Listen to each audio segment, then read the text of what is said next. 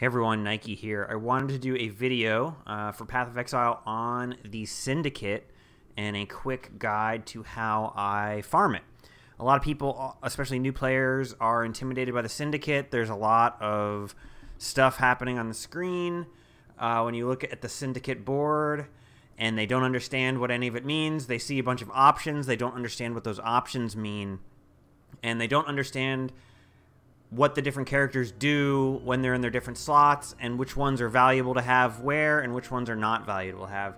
So I'm going to do a quick guide. By no means is this exhaustive, but it is meant to show you what I do and my process. There might be people that have it even more efficiently than me, but if you just do what I do, at very least you will get pretty great returns on your Syndicate investment.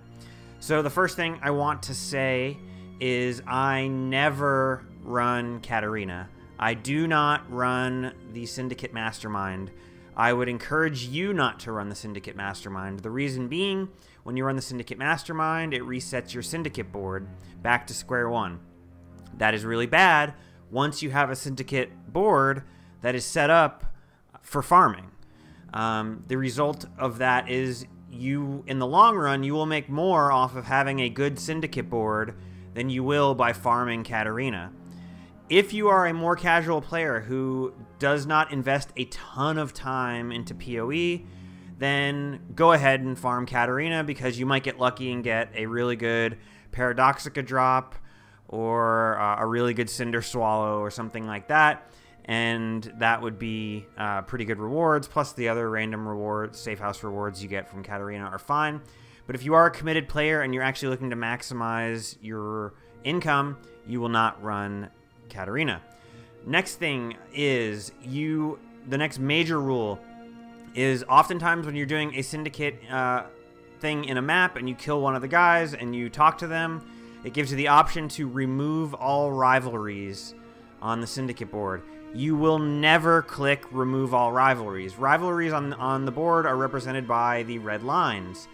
The thing about rivalries is they increase your chances of that person showing up. So if I'm in an intervention encounter and Tora shows up, there is a % chance that everyone that she has a red line, a rivalry connected with, could also show up. You want as many people to show up per encounter as possible. If you remove all rivalries, what you will notice is that during your encounters, you'll only have one person show up per encounter, and your progression of your Syndicate board will be incredibly slow.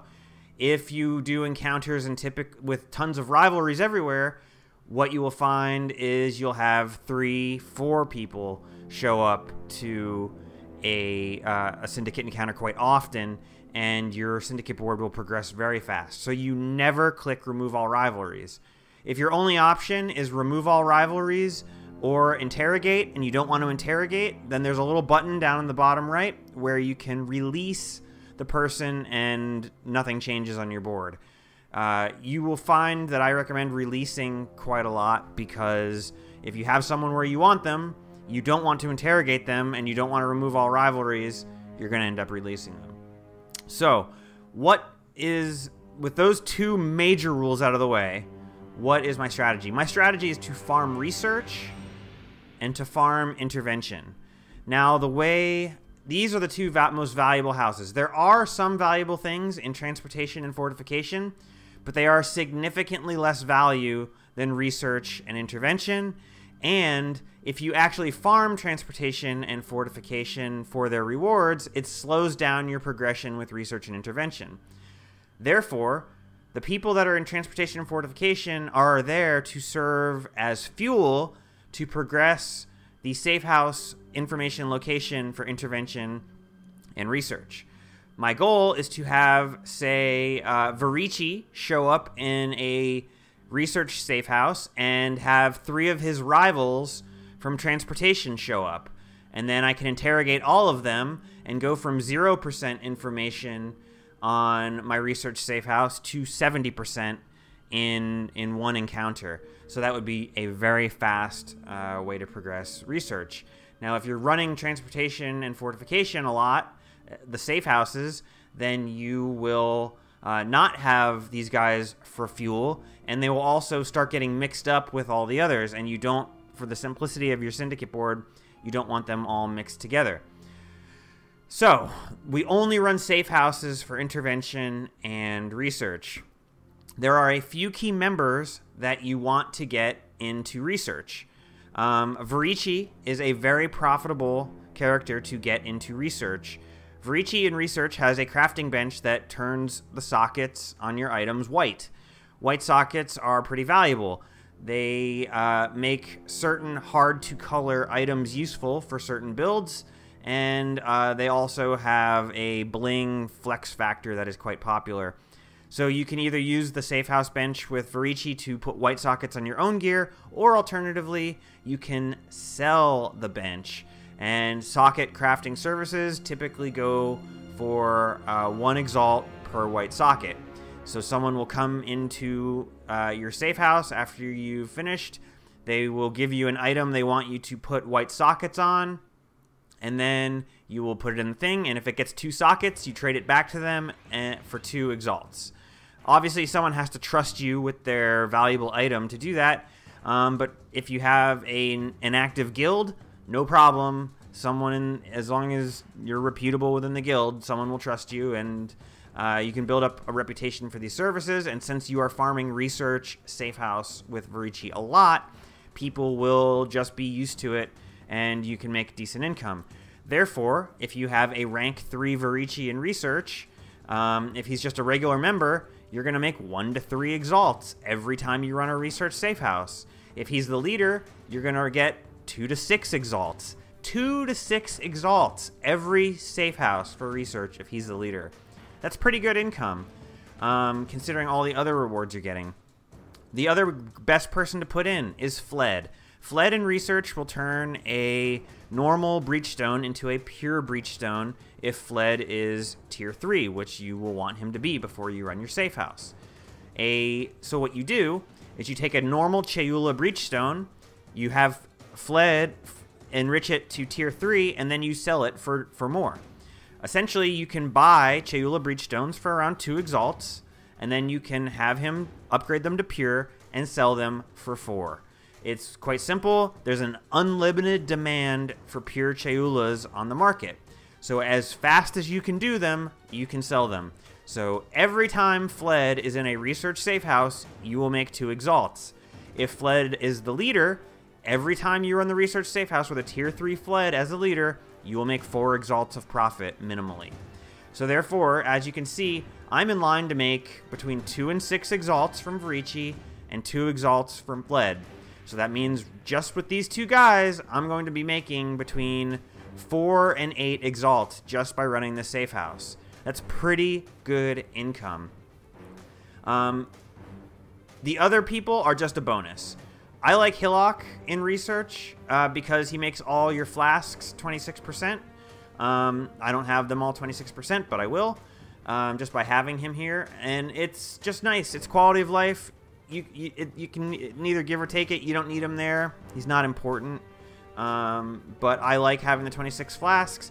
And if you have really nice, well-rolled flasks, like you have a perfectly rolled at series, and you make it 26, you can sell that for a little bit more, and people are interested in buying that. Chimeria, in this case, just makes sextants.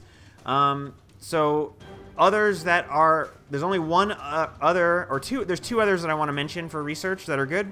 First is Leo. If you have a rank 3 Leo, and he is in research, he will do a free Exalt Slam on any one of your items that has an open affix. Now, you might not have an open affix on any items that you want to slam. That's okay. But, so if you don't, he doesn't need to be in research. If you don't have anything for him to slam, just don't put him in research. If you have something to slam, then put him in research, and guess what? That's basically like adding a free Exalt of income. So if he is in research, that's just another Exalt that you get. And then the other one is Jorgen, who will turn items into talismans. Talismans are pretty bad. They used to be really good. Maybe it'll be fixed in 3.10, and we can put talismans on influenced items, or put talismans or anoint talismans after they're made. But right now, they are very RNG dependent, and it's pretty hard to get a good talisman. So I don't advise using him there. But be aware that if your build really would benefit from a talisman, you can put Jorgen in research and turn your amulet into a talisman. So that's enough about research. That's pretty much what I use it for. Early in the league, the last thing I want to say is Tora in research is really good. Because when she's in research, she adds XP to jewels. Why is that so valuable?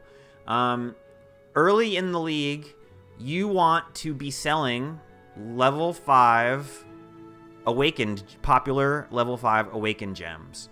And if you are running a research safe house quite often, as I recommend you do, and Tora is rank 3 in your research safe house, your awakened gems are going to be leveling up faster than the awakened gems of everyone else on the market. That gives you an advantage. If I'm selling a level 5, let's say over the course of the first couple weeks of the league, I sell 10 awakened gems that are level 5 on the market. I buy them at level 1 and sell them at level 5. So I sell 10 of them in the first 2 weeks because I'm blasting them up with their XP with Tora. The average person probably isn't doing Tora in research, so they're only going to get to sell, that's following that gold making or that currency making strategy, they're only going to get to sell 6. So I will have sold 4 more awakened gems than a normal person playing just as much as me because their Tora wasn't in research. So the difference between, say, 6 and 10 is going to be, in the long run, probably like 20 exalts. Maybe 30 exalts of profit that I will have made from having her in there. Later in the league, doesn't matter. Later in the league, there's enough level 5 awakened gems of every type that you're not going to get big edges, so I don't use her in research late in the league. So then we come to intervention. Intervention is basically for scarabs. You get free Legion scarabs from Vegan. You get Harbinger scarabs from Tora. These, in my opinion, are the best 2. However, there are also other really good ones. Chimeria in intervention gives you sulfite scarabs, so you can delve more. Jorgen in intervention gives you beast scarabs, which are very valuable. Eleron gives you reliquary scarabs, which are quite valuable. Essentially, I don't care who's in intervention as long as they give me a scarab. These 2 are the best, Tora and Vegan, but after that, everyone else I look at is pure. These are the minimum, Tora and Vegan. Anyone else that I can get in intervention that gives a scarab is pure profit. So I make sure I have Vegan and Tora over here, and then if I'm doing Syndicate things and it goes, one of my dialogue options is Jorgen moves to intervention. Boom, I click that, Jorgen goes over to intervention. Now I've got beast scarabs coming my way. So everyone else that you can get in intervention is a bonus. So we've talked about who we want in research and who we want in intervention. And so those things. So you might say, well, how do you get people where you want? I don't understand. Okay, so let's say your board starts with Varici and he is in transportation.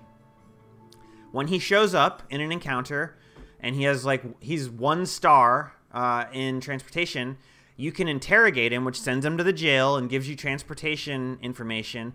But when he comes out, he's going to be 0 stars, because every time you get sent to the jail, you lose a star. He'll be 0 stars, and he will no longer be in transportation. So he's a free agent.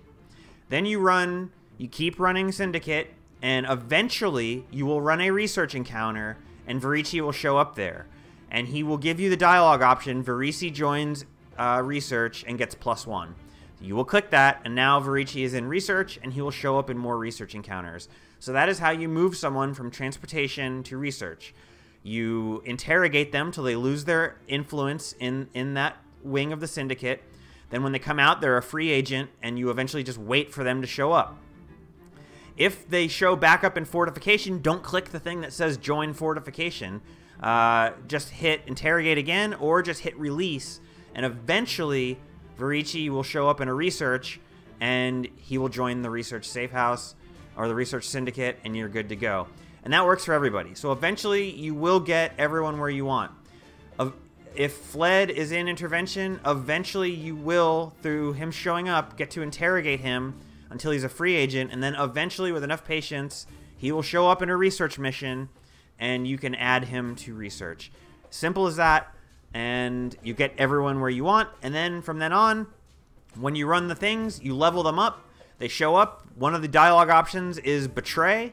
Betray only shows up when two or more members show up at the same time, which is why having those rivalries is very important, because you want Betray. You'd hit Betray, he would gain a rank, he'd go from rank 1 to rank 2, or rank 2 to rank 3, and that is how you level him up to 3.